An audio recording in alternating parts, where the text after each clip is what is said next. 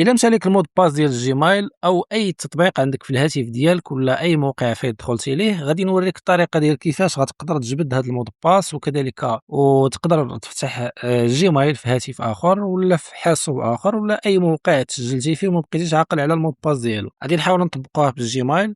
قبل ما نبداو بارطاجي الفيديو مع صاحبك، حيت بزاف غادي يحتاجوا هاد المعلومة باش يلقاو المود باس ديالهم قبل ما يفوت الفوت. غادي ندخلوا الإعدادات بارامتر ديال التليفون ديالنا وغادي نهبطوا نيشان لعند جوجل. فاش غادي ندخلوا غادي نكليكيو على تولي سيرفيس كاع الخدمات، ودابا تبعوا معايا نفس المراحل وحاولوا تطبقوهم، واخا يكون التليفون ديالكم بلغة أخرى، وغادي نحاول نترجم لكم بالعربيه باش يسهل عليكم هذه المراحل. دابا غادي تقلبوا على سيز اوتوماتيك الملء التلقائي، وبالضبط سيز اوتوماتيك افيك جوجل. غادي نكليكيو عليها ومن بعد غادي نلقاو جيستيوني دو مود باس، مدير كلمه المرور.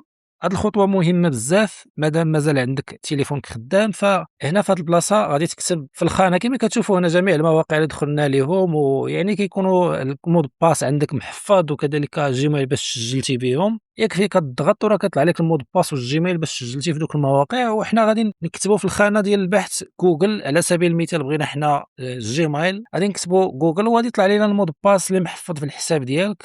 كتكليكي عليه وغيطلع لك الجيميل والمود باس اللي كنتي ناسي. ودابا نفترضوا بغيتي تبدل المود باس بشي واحد ساهل تعقل عليه، غادي تدخل نيشان للتطبيق ديال الجيميل، واخا ما تكونش عارف المود باس غادي تكليكي على التصويره ديالك الفوق اللي على اليمين، وغادي تختار كريير فوتر كونط جوجل، اداره حسابك على جوجل. من تما غادي تكليكي على مود باس جوجل وغادي تقدر انك تبدلو بكل سهوله. وإلا عجبتك هذه المعلومه دير ابوني باش يوصلك ديما الجديد.